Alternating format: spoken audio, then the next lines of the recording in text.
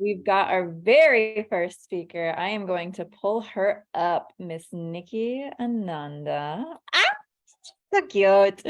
Nikki guides women in embodying their feminine power and radiance through coaching, mentorship, ceremony, and sacred temple arts. Embodiment is the key foundation in Nikki's offerings, always bringing forward a practical component. She supports people in expanding their nervous system's capacity to hold and anchor radiance within every atom of their being through somatic awareness, plant medicine, integration, and sexological body work. Nikki believes that entrepreneurship is a sacred mission of our times. She's passionate about supporting women in evolving their businesses while embodying streams of abundance, prosperity, and soul-fulfilling wealth. Welcome to the stage, Miss Nikki Ananda. Show her some love. How are you, my love? I'm so excited to be here with you. Yeah. Before we dive it's interesting. okay, yeah, I was just gonna say, No. before we dive in, like, what do you want to speak into the space?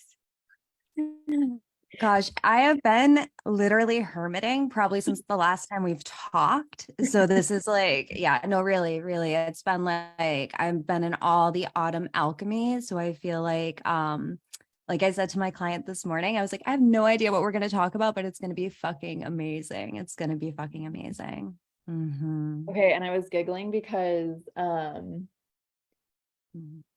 I referenced you like what 3-4 times during the first part of this session, and that was not planned. Like I was not planning on like using your content that you've like transmissioned onto me on the fact that you're here today. Like none of that was planned. I was like, this is so funny. Nikki's energy is loud, y'all. Like she penetrates in the best way possible.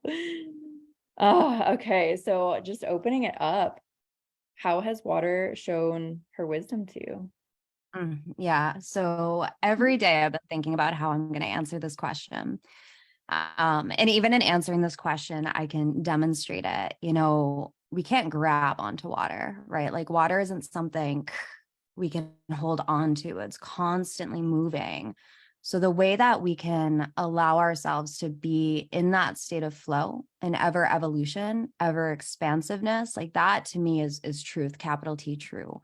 The second we try to like grab onto something, I used this analogy with someone recently. One of my clients recently, do you remember those tubes that like they were filled with water and glitter and little things, and you like grabbed it and it would slip through, like you couldn't actually hold it. Do you know what I'm talking about? They're like squishy.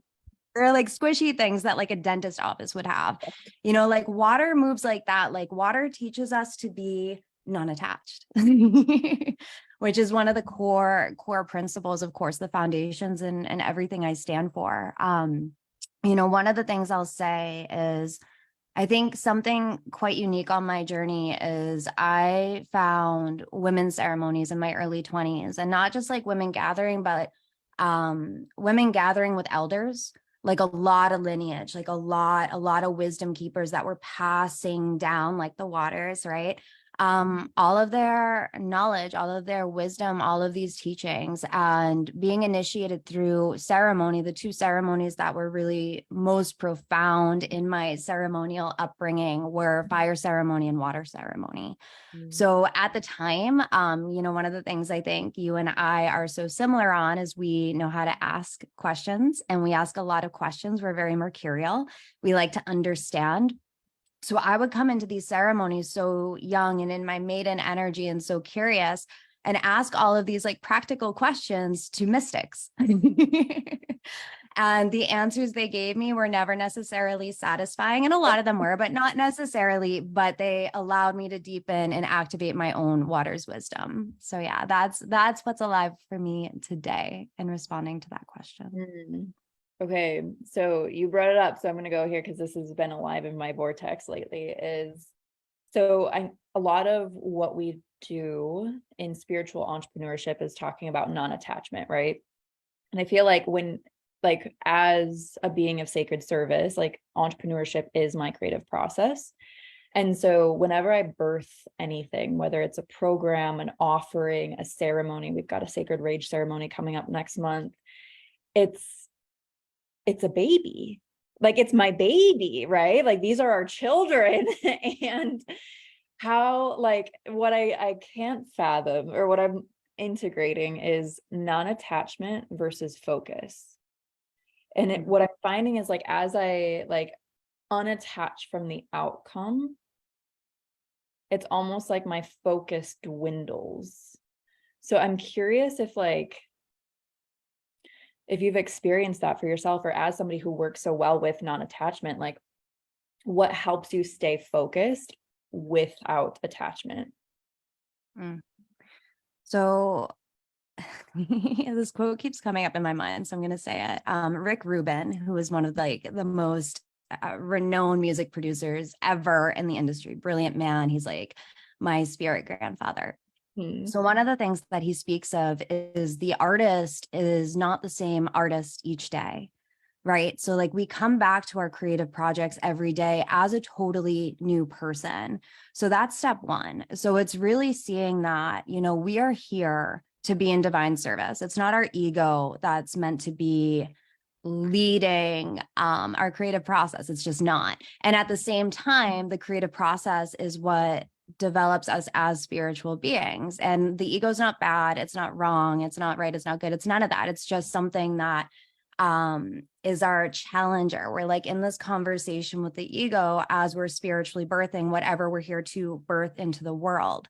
So what I think is super essential is, you know, the focus, the intention, the aim, the desire, the direction, that stays the same, right? It's like, what is it that, like, what is the desire? What is the intention for the creation?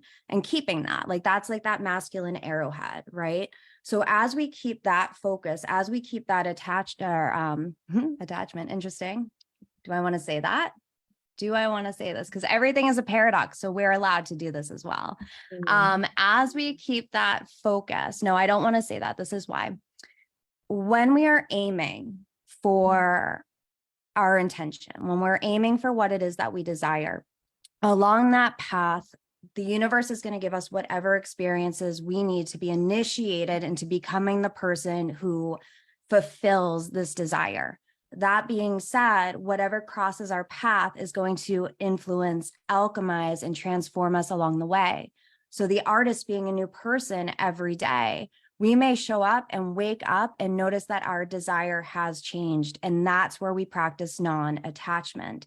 And we don't throw out the baby with the bathwater, right? Like we look at all the things that we've been creating and see what is sticking, like what is here that is meant to serve the next iteration of what I'm creating. So I've had programs where it's like, I write out the whole outline. It's better. A better example is my live events. I'm so mercurial. I'm Virgo rising. I love organization. It's like, I have a ton of shit on this paper that I wrote out today. I won't talk about any of this, but writing it out is part of my creative process. That's just what it is. So I'll write a syllabus out minute by minute of what I'm going to do, get in the live energy, and then boom, it's gone. But it's all part of the process. I'm not attached to what's getting out on paper. I understand that what's coming through, when it comes through, is coming through for a reason that my ego will never understand. It'll never understand. Maybe sometimes there'll be like the mystical, magical synchronicities that keep us alert and keep us motivated and inspired on the path, but it's not logical, and it's never going to be logical. I just love absorbing your words. And you do this really good job of saying, like, the message is in between the lines, right? Like it's in the silence. Ooh. You were saying before we got on, like, I don't know what kind of mentor would say, don't be silent. Like allow the silence, take up space in the silence. Oh my goddess. The sacred pause. Yeah. He's not my mentor anymore. We have a comment: writing it all out and letting it go. Love your trust in the process. Yeah, dude. I was thinking that same thing. Thanks for speaking. That is just ultimate trust. Like that's ultimate non-attachment. Cause like even yes, even like day by day, I've been writing out notes of like what I want to or how I want to connect the prompt, the somatic prompt with the story, the sacred story. And it's really been easier than I thought it would be to like not, it's a good arrowhead, but it's not like everything, you know what I mean? So like talk about non-attachment. that is just something it's an interesting thing. And then when you bring in like results and then money or partnership and all the good things, it gets real complex in my mind, at least. Very juicy. So how, you're somebody who works with, I would say, both masculine and feminine embodiment, because one needs the other. And so can you share a little bit, like, how does power come to play in that realm for your work? So what's coming up immediately in my heart as you ask that question is I feel like the biggest adjustment we're making right now is strengthening the power of the feminine while releasing the dominant power of the masculine. And again, like staying away from words like toxic masculinity or any of that, and staying away from all of that. And just understanding, for me, when we talk about these concepts of masculine, feminine, it's much far beyond the way that we as humans are personifying them. We have so many interpretations of what masculine and feminine means in ways that we've literally personified these words, where in their truest, highest essence, like obviously it has nothing to do with gender. I don't think I need to say that in this container. But there's different ways that we each experience them, and any words that we're using to explain our experience is never actually going to touch the experience that we're having. So they're always just pointers. That being said, when I talk about us releasing this masculine dominance, and again, dominance isn't good, bad, right, or wrong. It's just we've been leading with the logical. We've been leading with the linear. We've had a much more challenging time letting go, being non-attached, and being in the pure creative energy. This being said, there are extremists, and I see this a lot in I'll say this, like the traditional feminist movement is very masculine. It's actually not feminine. But then we have this kind of like neo-feminist movement, which is like that wild woman, that wild feminine, which is like feral energy, but it's often lacking that masculine direction. It's lacking the light, because the masculine is the light. It's consciousness. Like light and consciousness are synonymous. The feminine is the mystery. It's the darkness. It's the shadow. It's the subconscious. So there's this step, and everything, it's like there's different steps, there's different phases. We're constantly evolving. We're constantly going in different worlds all of the time. Nothing's right, wrong, good or bad, above, below, none of that, none of that. It just is what it is. But what I see with this like wild woman feral movement is the lack of that like Christed light conscious direction, which is fine, but it's pure chaos. So the feminine is also creative and destruction. And when we're in that chaotic energy, we do what we know how to do, which is destroy. And a lot of women don't know how to consciously create with their energy yet. So this to me is really that integration, because the consciousness is the masculine, it's the aim, it's the arrowhead. We can destroy whatever is in our field. If something doesn't feel good, we'll burn that shit down like reflex. We know how to destroy. We know how to destroy. But how do we become the conscious creators or creatrixes? It's really integrating that masculine aspect of having the aim, being non-attached to what comes up on the path. The aim is going to be desire, right? Like that's it. The aim is going to be my heart's desire, my soul's desire. And we can get creative on how that expresses. And we get very creative, right? It's like the human, the ego decides like, this is what my desire looks like today. But the artist is born again every single day. And we know like there's certain desires that are just so true to our soul that it's like our dharma. It's our life path, and nothing's going to get in the way of that. So where I see these integrations, that element of power is how can we just be clear in that aim, like get the masculine to serve the feminine, get the masculine behind the feminine. It's the arrowhead, release the arrowhead and get to be in the feminine with clear direction. The feminine leads, the energy leads, and we allow ourselves to be initiated through the mystery school of life into becoming the person who has all of our desires met. I'm taking notes. Always taking notes. You can burn them later. I'm like, I don't know why. Well, this is my process, is like I take a shitload of notes and then I never review them. This is why I have Caitlin, because she's like, review your notes. Damn. Okay. So then I wonder, okay, if desire is the arrowhead and the masculine then serves the feminine in that way, if the artist is changing every day and the desire changes, right, you know where I'm going with this.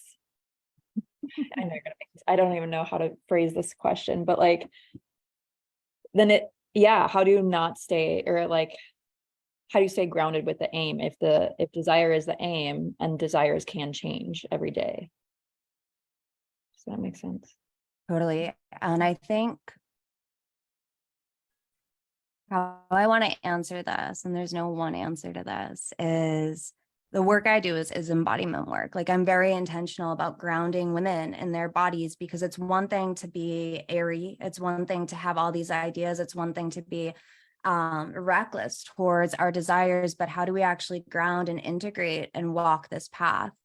And it's really the ultimate spiritual task, is to be in, like, the feminine is always going to be allowance and surrender and deep trust. But we're not here, like, this 3-dimensional world, or 5-dimensional if you want to be fun, is not it. Like, like, this is not just it. This is the interface of 99.99999% more of what's actually happening beyond the veils. So my work, my purpose, my mission is to help women bridge all of this mystery that's behind us into this conscious moment, which is the 3D, 5D reality, and see what's beyond the veils. So my answer to what you're saying would be, we don't, and it happens. Like, we're not in control of the process.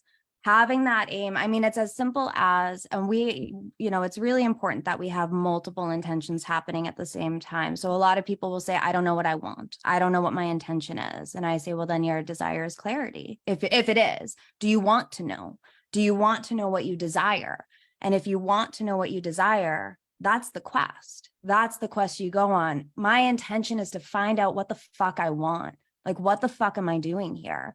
And that is a valid question. That is such a valid question. And one of the things we've talked about in the programs you've been in with me is we don't skip steps. Like, what is the service? Like, why would we skip a step?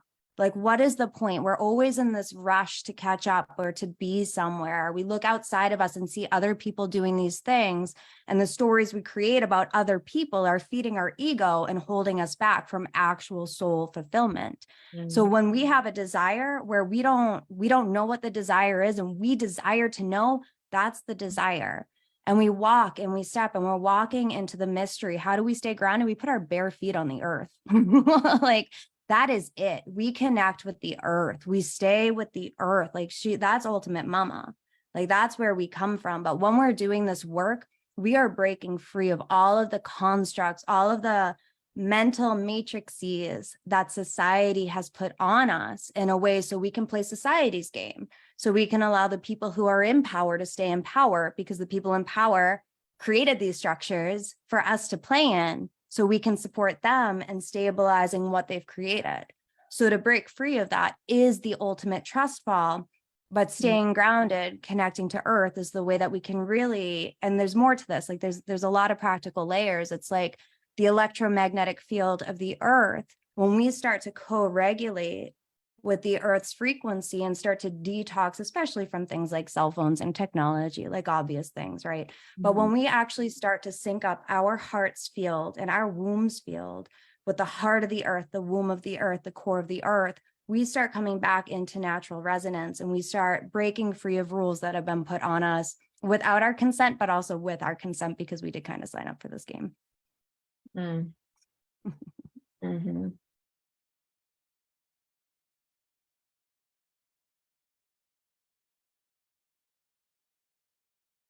Yeah, that's been like the ultimate detox, right? Like, going from, just even like the way that I deliver. She says, I love the wisdom. Thank you for sharing. The way that I deliver or choose to experience entrepreneurship from my first business to my now business is just like, you talk about the ultimate trust fall. it's, yeah, like it's totally different. It's a 180 game, going from charge forward, go, go, go, never enough, surrounded by hunter men, right? This little projector feminine fairy, like, talk about jarred, like, nervous system, right?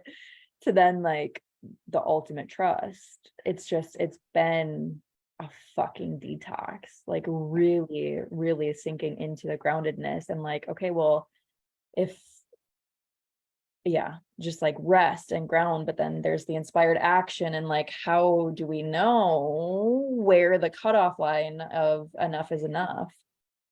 Mm. You know? I would love to rip on this. Yeah. So as someone who's gone through a corporate detox, which is like a legitimate thing I talk about and work with people on because it's like very real. So like a very high level background about me and my journey is my spiritual awakenings came in when I was 17. Like I was still in high school. I was super, super young. So I knew that it wasn't necessary to go to college, get a job and do that to succeed. I knew in my body that that wasn't necessarily the path. Just because I had my awakenings didn't mean I was doing my healing work. So as these awakenings were coming through, there was so much for my nervous system that I actually had an awakening in 2012 that put me in a mental hospital because my nervous system couldn't ground the frequencies that were coming in. From that point forward, my journey became embodiment. And on that path, what felt safest for me was to get a job, was to get a real person job. I was a social worker, but then I went into corporate, working in these offices with all the, all the energy you're speaking to. So one of the biggest things for me was, I just did a live about this the other day. Like I've always been like kind of high maintenance when it comes to self-care, like the depression, the anxiety, like all of this. I've needed so much space and time to just get to like zero, like not even get to thriving, just get to like neutral. And like having an alarm clock in the morning put so much on my nervous system, so much in my head. Like I was just constantly in this state of pressure, of stress, of like adrenal blowout, like all of this, all of this. So one of the biggest things coming out of corporate, I left in 2017, was starting to allow myself more space to dive into the underworld. So I talk about seasonal alchemy so much. Like seasonal alchemy is like so foundational to my existence, a cyclical alchemy, all of the ways that these, like the feminine moves in cycles, and there's archetypes that we work with as we transform in a cyclical way with these elements. So one of the things that's been alive in my world since I was in literally elementary school was these deep periods of going into the underworld, which I interpreted as depression because I didn't have the tools to understand how to navigate these realms. As I got older, as I got wiser, I understood what all of this space was for. And it's shamanic and it's big and it's way too much to ever explain in 5 minutes.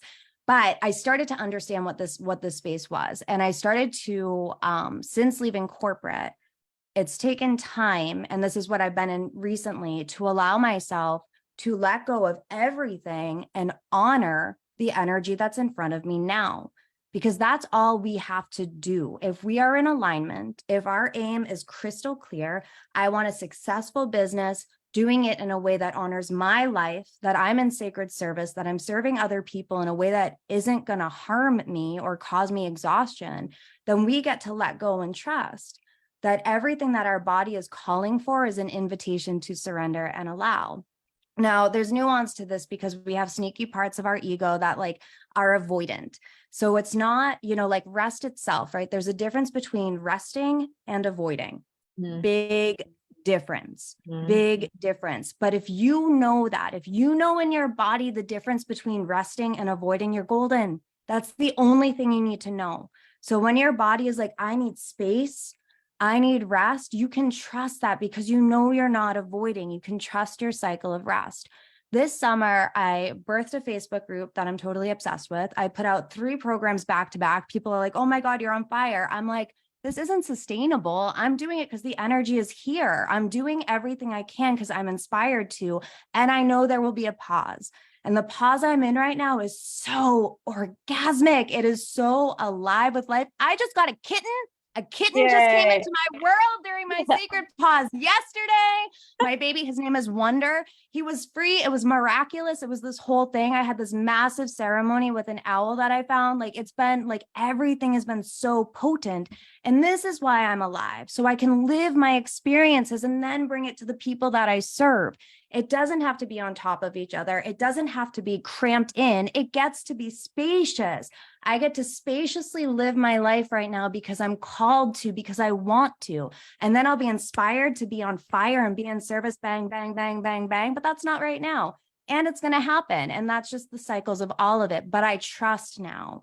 And I didn't have that trust a few years ago. And I don't fully trust. I'm still being initiated into the trust. I'm still regulating my nervous system. Like, okay, can I do this? Is life really that good? Am I really that worthy that I get to love my fucking life? That I don't have to work myself to the bone, that I get to have it all. Am I actually that worthy? And when I say yes to that, then I am. Damn. Then I am. Am I worthy to not work myself to the bone? Yeah. And there's a comment here, moving from inspiration. What I've been navigating is like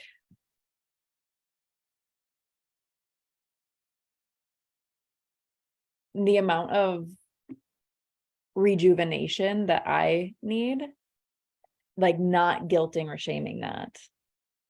And I can put words to it and without making excuses, but like genuinely as projectors in human design, we are the first to run out of energy. So like 2 hours into a task, I'll be hyper focused, but then it's like, okay, I need a few hours to like rejuvenate, you know what I mean? Or detach or do something else. And that has been just a process of learning inspiration, rejuvenation versus avoidance. You know what I mean? So yeah, I love that.